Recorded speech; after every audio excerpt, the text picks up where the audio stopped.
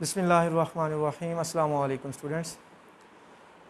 Today our topic is simple linear regression and correlation. ये हमारे पास chapter 14 है, तो इसमें सबसे पहले हम कुछ डेफिनेशंस को डिस्कस कर लेते हैं। सबसे पहली जो डेफिनेशंस है हमारे पास वो है scattered diagram.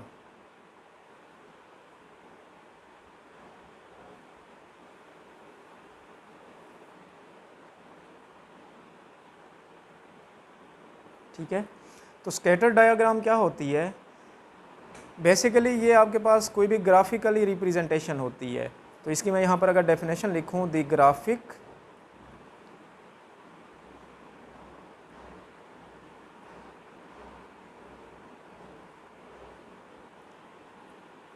Representation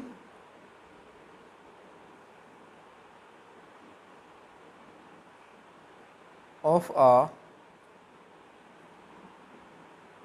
set of n pairs of bivariate data।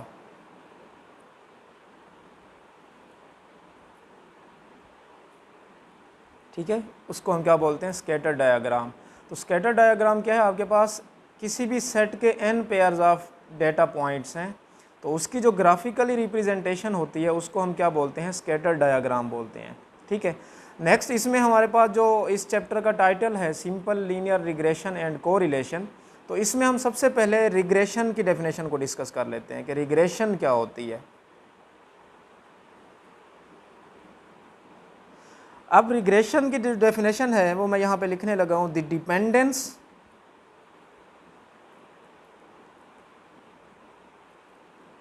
Dependence of one variable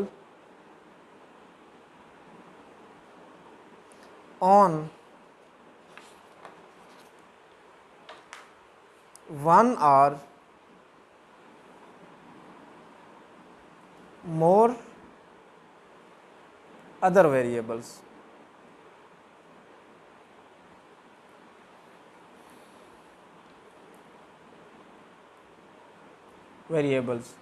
is called regression, is called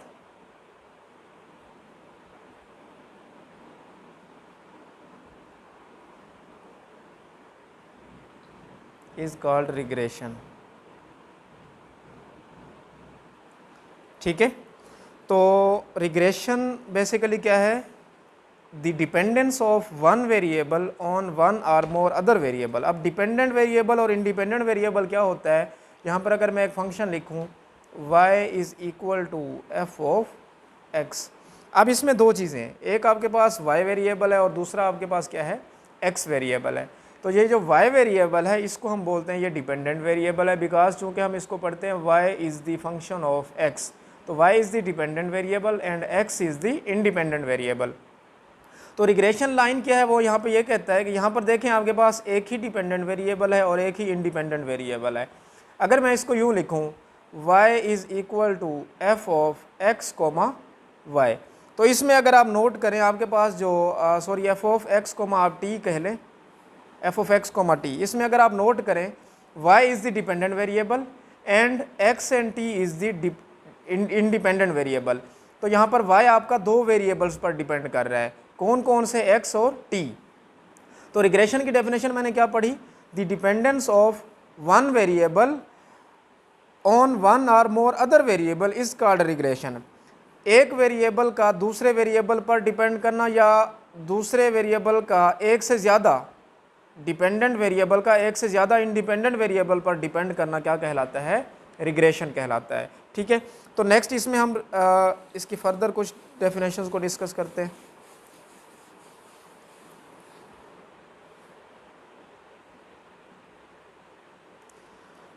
next हमारे पास डेफिनेशन है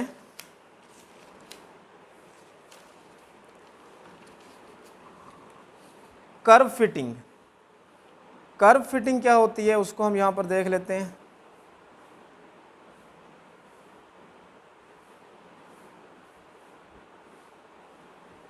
तो कर्व फिटिंग बेसिकली आपके पास curve fitting is a process of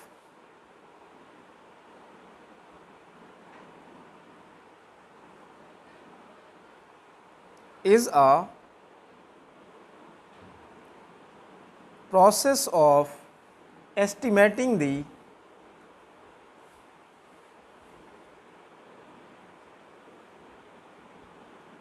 parameters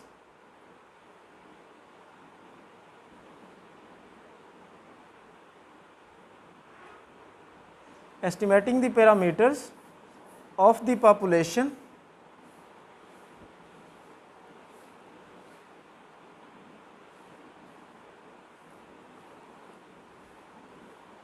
regression function, population regression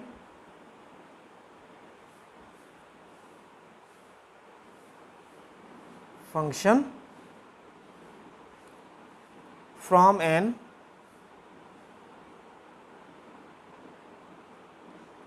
observed sample। तो curve fitting क्या है? आपके पास एक ऐसा प्रोसेस है जो पॉपुलेशन रिग्रेशन फंक्शन में पैरामीटर्स को एस्टिमेट करता है। वो पैरामीटर्स कहाँ से आप लेते हैं? किसी भी ऑब्जर्व्ड सैंपल्स में से वो आप पैरामीटर्स लेते हैं। ठीक है, नेक्स्ट अगर मैं इसको डिस्कस करूं, जो रिग्रेशन है, हमने सिंपल रिग्रेशन को पढ़ा। वो हमारे पास क्या होता है कि एक डिपेंडेंट वेरिएबल का एक से ज़्यादा इंडिपेंडेंट वेरिएबल्स पर डिपेंड करना। तो अगर मैं यहाँ पर बात करूँ कि लीनियर रिग्रेशन क्या होता है, तो वो यहाँ पर हम डिस्कस कर लेते हैं। उससे पहले मैं यहाँ पर linear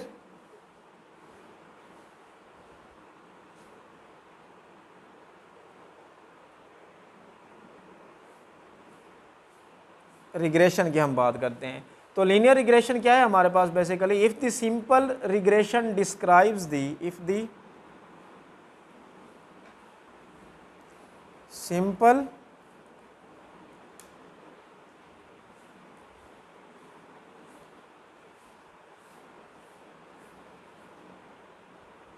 regression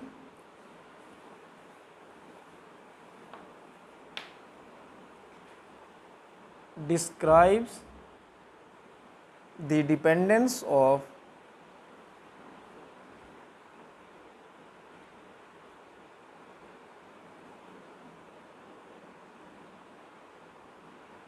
the expected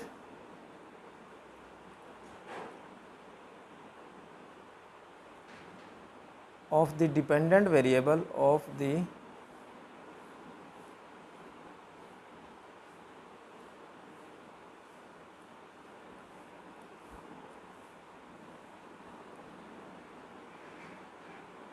y as a linear function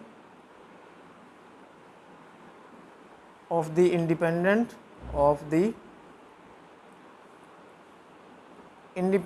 variable x। तो उस रिग्रेशन को हम क्या कहेंगे? लीनियर रिग्रेशन, या इसको इन अदर वर्ड्स हम सिंपल लीनियर रिग्रेशन भी बोलते हैं। ठीक है, if the simple regression describes the dependence of the expected value of the dependent variable y as a linear function of the independent variable x। यहाँ पर इसको in simple words में यूँ भी लिख सकता हूँ, रिग्रेशन लाइन जो है उसको हम y हेड से रिप्रेजेंट करते हैं, तो उसको मैं लिख सकता हूँ a प्लस बी एक्स। तो ये आपके पास क्या है? Simple linear regression line. इसको हम सिंपल लीनियर रिग्रेशन लाइन बोलते हैं। नेक्स्ट हम इसकी कुछ प्रॉपर्टीज़ को देख लेते हैं। इसी को सिंपल लीनियर रिग्रेशन लाइन को हम लीस्ट स्क्वायर भी बोलते हैं। ठीक है, लीस्ट स्क्वायर लाइन भी हम इसको बोलते हैं, linear least square line.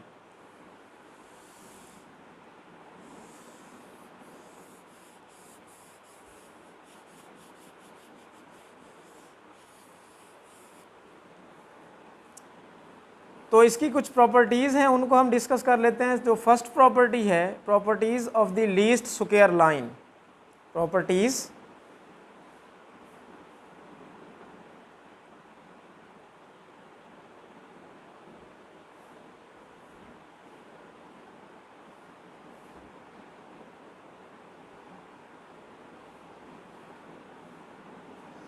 First property की अगर मैं बात करूं, तो मेरे पास जो फर्स्ट प्रॉपर्टी है the sum of residuals,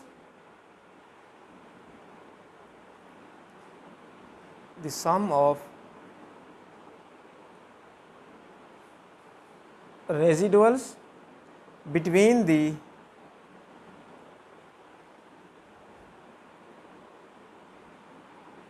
observed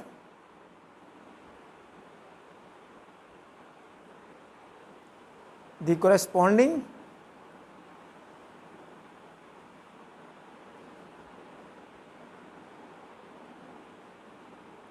estimated value is equal to 0। First property is very important. यहाँ पर हमने क्या करना है, the sum of residuals between the observed the corresponding estimated value is always zero, वो हमेशा आपके पास क्या होती हैं, ज़ीरो होती हैं। या इन अदर वर्ड्स, इसको इन सिंपल वर्ड्स आप कह सकते हैं the sum of error is zero.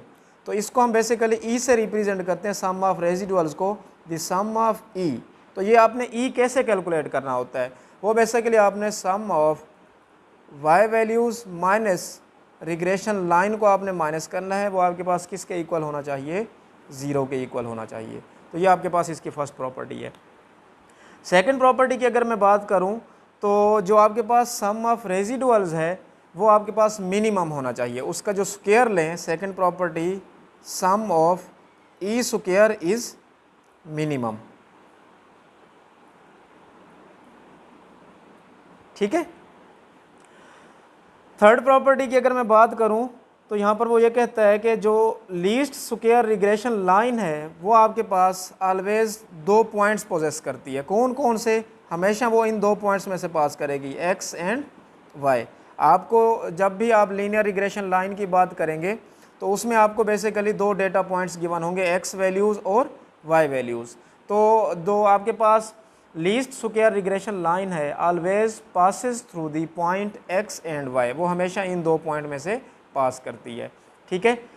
तो इसकी लास्ट प्रॉपर्टी है जो कि बड़ी वेरी इंपॉर्टेंट है, मैंने यहाँ पर लिखा था रिग्रेशन लाइन के बारे में, वो आपके पास थी y hat is equal to a plus b x. ठीक है। तो ये आपके पास रिग्रेशन लाइन थी ना, तो यहाँ पर वो कहता है it is the best line because a and b are the unbiased estimate of the parameters alpha and beta. ये जो आपके पास 2 कांस्टेंट हैं ए और बी, ये अनबाइस्ड एस्टिमेट्स कहलाते हैं। तो इनको हमने कैसे फाइंड करना है, इसको हम थोड़ा सा आगे देखते हैं कि इसको हमने ए और बी हमारे पास अननोन होंगे तो हम इनको कैसे फाइंड करेंगे।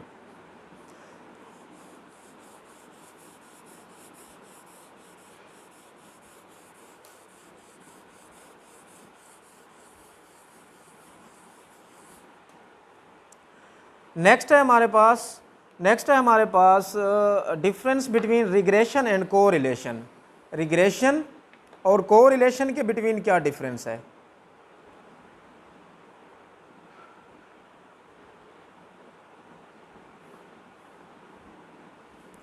रिग्रेशन का जैसे कि अभी मैंने आपको बताया कि एक डिपेंडेंट वेरिएबल का एक या एक से ज़्यादा वेरिएबल्स पर डिपेंड करना। ठीक है। एक डिपेंडेंट वेरिएबल का एक से ज़्यादा इंडिपेंडेंट वेरिएबल्स पर डिपेंड करना, वो आपके पास क्या कहलाता है, रिग्रेशन कहलाता है। तो इसी तरह कोरिलेशन हमारे पास क्या होता है, तो यहाँ पर मैं कोरिलेशन की डेफिनेशन पढ़ देता हूँ। Correlation basically the degree of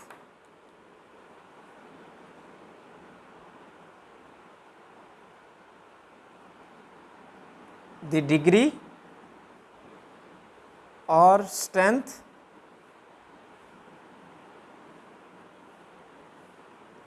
of relationship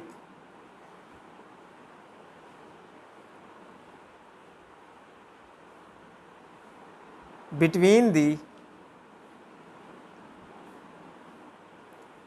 variables is called correlation। तो यहाँ पर कोरिलेशन क्या शो कर रहा है, आपके पास जो 2 वेरिएबल्स के बिटवीन रिलेशन है उसके बिटवीन डिग्री को या उसकी स्ट्रेंथ को बताना, वो आपके पास क्या कहलाता है, कोरिलेशन कहलाता है। 2 वेरिएबल्स के बिटवीन जो रिलेशनशिप है वो हमने रिग्रेशन में पढ़ा कि वो क्या होता है कि एक डिपेंडेंट वेरिएबल एक से ज़्यादा इंडिपेंडेंट वेरिएबल पर डिपेंड कर रहा होता है, तो वो रिग्रेशन कहलाता है। अब उन्हीं दो वेरिएबल्स की डिग्री और स्ट्रेंथ के बिटवीन जो रिलेशनशिप है उसको क्या बताता है आपके पास, कोरिलेशन बताता है। ठीक है, अब नेक्स्ट यहाँ पर मैं कोरिलेशन को बेसिकली कोफिशिएंट ऑफ कोरिलेशन भी बोलते हैं, कोफिशिएंट ऑफ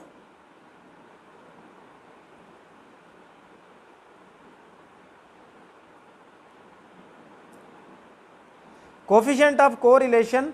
अगर आपने ये फाइंड करना हो तो आपने बेसिकली कैसे इसको आप फाइंड करेंगे, ये भी बेसिकली ये होता है कि कोई भी आपके पास एक लीनियर रिलेशन है उसके बिटवीन जो वेरिएबल्स हैं उसकी डिग्री को क्या बताता है, कोफिशिएंट ऑफ कोरिलेशन बताता है। तो इसको हम बेसिकली आर से रिप्रेजेंट करते हैं। ठीक है, आर इज इक्वल टू, इसका मैं यहाँ पर फार्मूला लिखने लगा हूँ, वो आपके पास होता है समेशन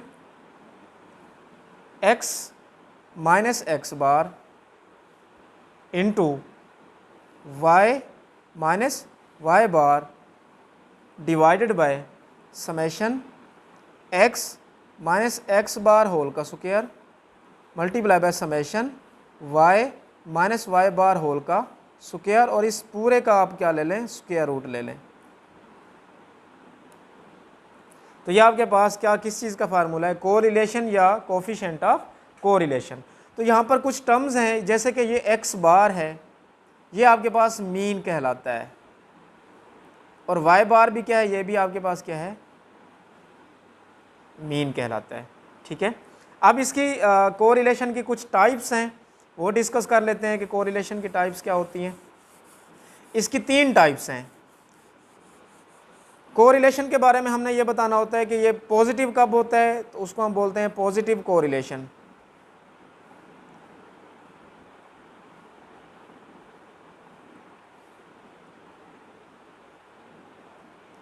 इसी तरह इसके साथ नेगेटिव कोरिलेशन होता है, नो कोरिलेशन। तो सबसे पहले पॉजिटिव कोरिलेशन क्या होता है, बेसिकली कोरिलेशन दो वेरिएबल्स के बिटवीन रिलेशनशिप होता है, अभी मैंने आपको बताया। तो पॉजिटिव कोरिलेशन हमने ये देखना होगा कि उन दो वेरिएबल्स की मूवमेंट क्या है। ठीक है, if the both variables are moving in the same direction,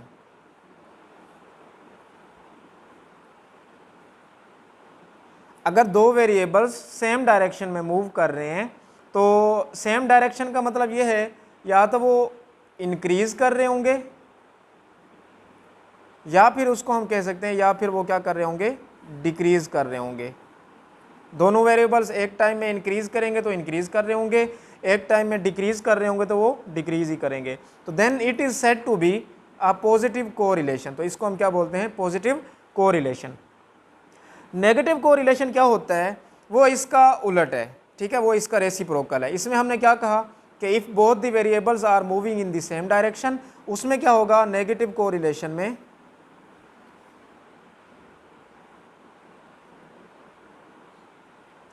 if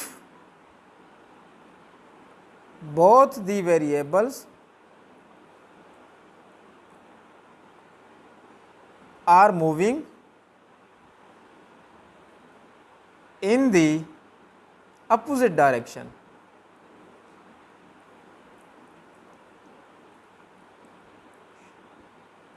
opposite direction का मतलब यह है कि चूंकि दो वेरिएबल्स x और y होते हैं, अगर x इंक्रीज हो रहा है तो y आपका डिक्रीज होगा, और y इंक्रीज हो रहा है तो x आपका डिक्रीज होगा। तो ये आपके पास दो वेरिएबल्स अगर अपोजिट डायरेक्शन में मूव करते हैं तो उसको हम क्या बोलते हैं, नेगेटिव कोरिलेशन। अब लास्ट इसकी एक टाइप है no correlation.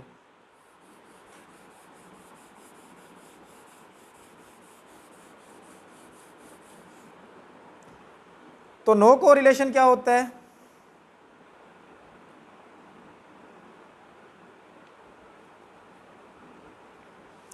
no correlation basically if the change in one variable, if the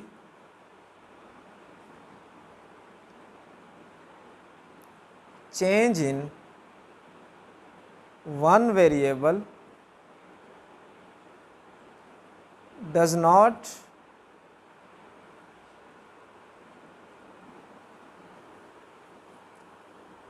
affect the other variable।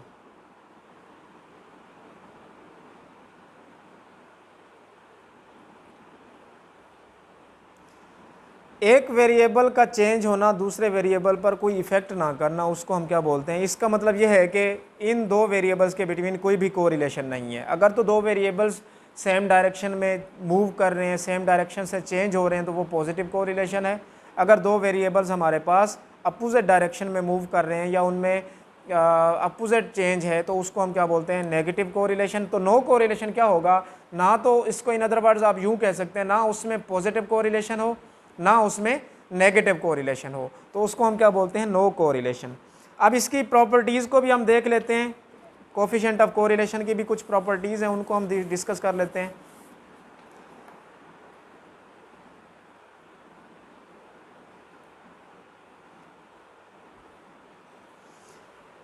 Coefficient of correlation की जो प्रॉपर्टीज़ में सबसे पहली प्रॉपर्टी आती है यहाँ पर, वो ये कहता है कि जो कोफिशिएंट ऑफ कोरिलेशन है वो सिमेट्रिकल होता है वेरिएबल्स के between. It is a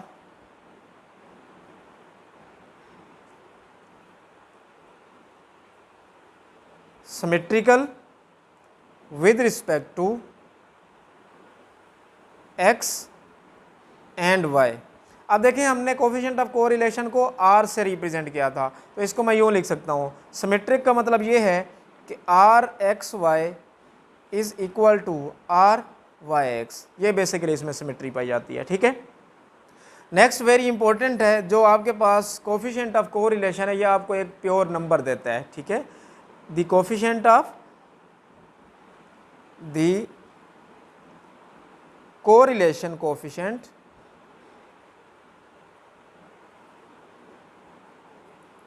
is a pure number.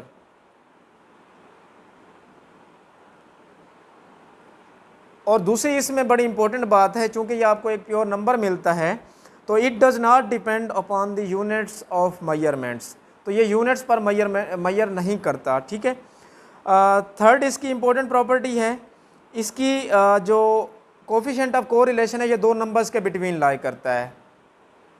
Are is lies between -1 and 1, तो correlation coefficient is always lies between -1 and 1। और इसके बाद नेक्स्ट इसकी फोर्थ प्रॉपर्टी है, वो हमारे पास क्या है? द कोरिलेशन कोफिशिएंट जो है ना, वो दो वेरिएबल्स के बिटवीन या दो रिग्रेशन कोफिशिएंट्स हैं, उनके बिटवीन एक जियोमेट्रिक मीन है। तो इसका मतलब r इज इक्वल टू, इसको मैं लिख सकता हूँ bxy मल्टीप्लाई बाय byx, इसका क्या ले लें आप? अंडर रूट ले लें। तो ये बेसिकली क्या है?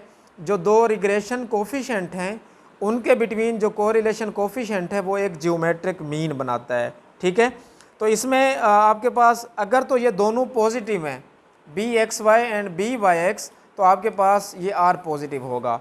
अगर इनमें से कोई एक नेगेटिव है तो आपके पास r क्या होगा? ये पॉजिटिव होगा। लास्ट इसकी प्रॉपर्टी है, जो कोरिलेशन कोफिशिएंट है वो independent of origin and scale होता है। Independent of origin and scale का मतलब ये है कि जैसे मैंने इसकी फर्स्ट प्रॉपर्टी को डिस्कस किया, r x y is equal to r y x, तो इसमें एक्स और वाई को आप चेंज कर सकते हैं। आप इसको यूँ लिख सकते हैं, r x y is equal to r u v, means कि आप y और x को रिप्लेस कर देते हैं किसी और वेरिएबल से। तो इसमें हम इसलिए इसको कहते हैं the correlation coefficient is independent of origin and scale. ठीक है, तो इंशाल्लाह नेक्स्ट लेक्चर में हम इसकी एक्सरसाइज को डिस्कस करेंगे कि रिग्रेशन लाइन हम कैसे बनाते हैं या कैसे फाइंड करते हैं। और आज हमने इसमें इसका बेसिक्स डेफिनेशंस को डिस्कस किया, रिग्रेशन को डिस्कस किया और कोरिलेशन को डिस्कस किया। तो इंशाल्लाह नेक्स्ट लेक्चर में हम इसकी एक्सरसाइज को डिस्कस करेंगे।